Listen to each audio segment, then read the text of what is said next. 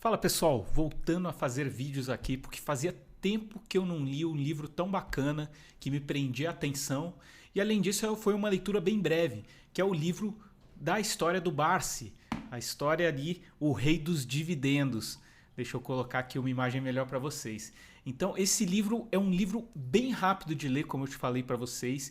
E ele é aquele livro que dá vontade de você voltar a estudar, voltar a aprender mais sobre investimentos e entender como funciona a cabeça de uma pessoa que é tão bem sucedida. O Luiz Barsi é realmente meio que o Warren Buffett brasileiro, né? Ele até fala algumas diferenças que ele tem com o Warren Buffett, já que ele é um cara que sempre procurou operar próprio dinheiro, ele nunca quis ter fundos para não ter que participar de comitês e ajudar ali na decisão com várias pessoas, mas foi bem interessante conhecer a história de vida dele. O Luiz Barsi teve um início de vida muito difícil, tá? Ele perdeu o pai quando ele ainda era muito pequeno, então ele foi criada pela mãe dele. A mãe dele, uma viúva, sozinha, trabalhando, manteve ele e conseguiu educar ele de uma forma muito bacana. Eles tiveram uma vida muito difícil, moravam em cortiço, ele trabalhou desde pequeno com ela, foi uma coisa que deu muita disciplina para ele, eu senti, deu uma noção de mundo muito interessante e que levou ele a ter o comportamento que ele tem com dinheiro. Porque ele fala que ele sempre trabalhou da forma que ele trabalhou com a forma financeira, porque ele sempre lidou com o dinheiro da forma que ele lidou, porque ele tinha medo de voltar a ser pobre. Ele não queria voltar a passar por restrições, por ter problemas ali no dia a dia dele. Então isso foi uma coisa que moldou muito o caráter dele. E ele brinca, né, que todo mundo fala, como é que você se sente sendo tão rico, sendo rico? Ele fala que só é rico quem acha que tem o suficiente. Ele continua trabalhando, continua investindo, continua buscando acumular mais patrimônio, porque ele acha que ele não tem o suficiente. Então, por isso, ele leva a vida ali de uma forma frugal, porque ele sabe que o que realmente dá prazer para ele no dia a dia. Ele nunca se preocupou em ter o carro da moda, em demonstrar para os outros que ele tinha dinheiro. Ele sempre procurou viver a vida do jeito dele. E isso deu muita vantagem. Ele fala bastante de amigos dele da época do começo, quando ele começou a investir em bolsa, que comentam com ele: se eu tivesse feito o que você fez, hoje eu estaria muito melhor. Então vamos lá. Uma coisa interessante, como é que começou essa carteira de investimentos do Barsi, né? O Barsi, ele era contador, ele trabalhava numa empresa e ele começou a ir na bolsa ali comprar uma ação a outra e acabou sendo sócio de corretora. Em um certo momento, o Brasil iniciou o projeto ali de aposentadoria com o INPS. E ele ficou intrigado, que ele falava: cara, as contas não fecham, eu acho que ninguém vai conseguir se aposentar com isso. E ele começou a fazer um estudo, fez ali um artigo falando sobre um livro, né? Falando sobre como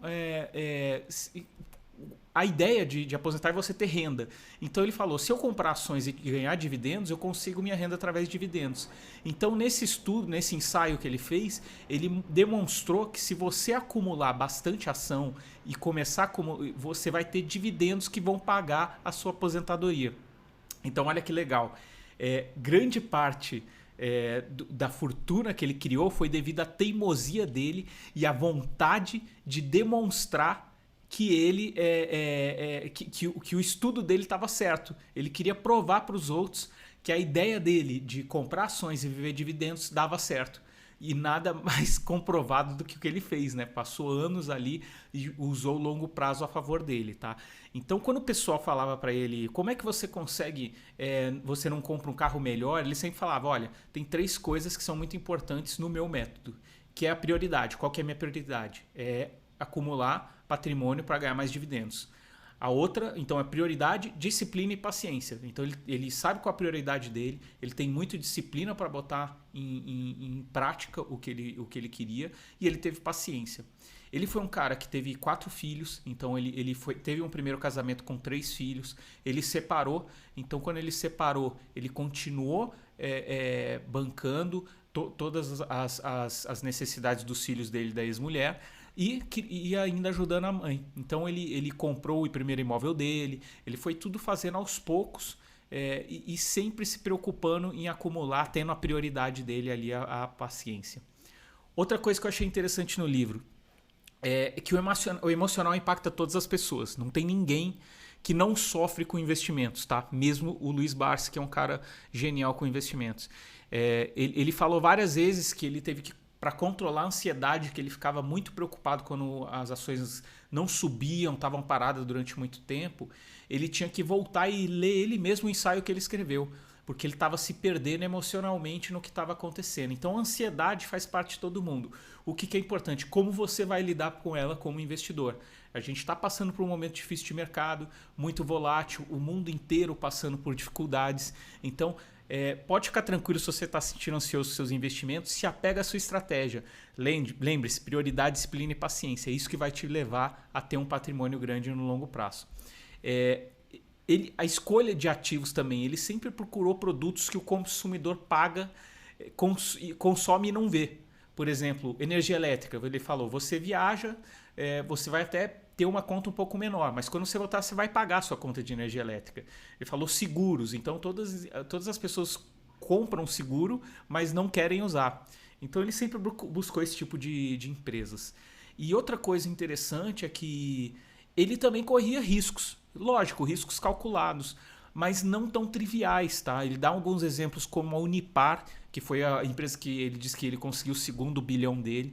Foi uma empresa que teve vários problemas ali com o governo e depois eles acabaram ficando somente com uma indústria, que ele achou que era uma indústria que tinha ali uma demanda que nunca ia acabar. Então ele entrou comprando ali a empresa a centavos, comprou parte de outros investidores e foi ali como ativista, como um dos principais investidores da empresa, como os principais acionistas, trabalhando para fazer a empresa crescer até no conselho. Outro exemplo mais próximo que a gente tem é da Eletrobras. Quando a Dilma baixou a tarifa da energia elétrica à força no governo dela, a gente viu todas as empresas de energia desabando. E o que todo mundo fez? Todo mundo vendeu. Já ele pensou, bom, energia elétrica nunca vai parar de ser consumida. O que ele fez? Comprou mais a Eletrobras e conseguiu ali grandes ganhos com isso. Então, não é porque ele está comprando a longo prazo que também é tão trivial as ações que ele escolhe. Ele muitas vezes ele era taxado como louco comprando empresas que ninguém acreditava. Só que ele tinha uma visão, um estudo muito interessante. Então, assim, momentos de crise de algumas empresas, alguns setores, foi quando ele se aproveitou e comprou. Então, aquele negócio lá que se fala muito, né? Quando a gente, ao som das bombas é que você tem que comprar, e aos sons quando está tudo tranquilo, dos passarinhos você tem que vender. Então, ele levava muito a sério isso. Então, eu vou deixar um link aqui para quem quiser comprar o livro dele no Kindle. Eu li no Kindle, aqui no meu Kindle, então para comprar esse livro. E também vou pedir para você, se inscreve na minha newsletter para receber mais conteúdo. Eu vou continuar falando dos livros que eu estou lendo aqui, passar também um pouco de conteúdo para quem trabalha no mercado, para falar e como você atende melhor o seu cliente como financial advisor, como assessor, consultor. Beleza? Obrigado por ter visto esse vídeo, compartilha e curta ele. Valeu, um grande abraço.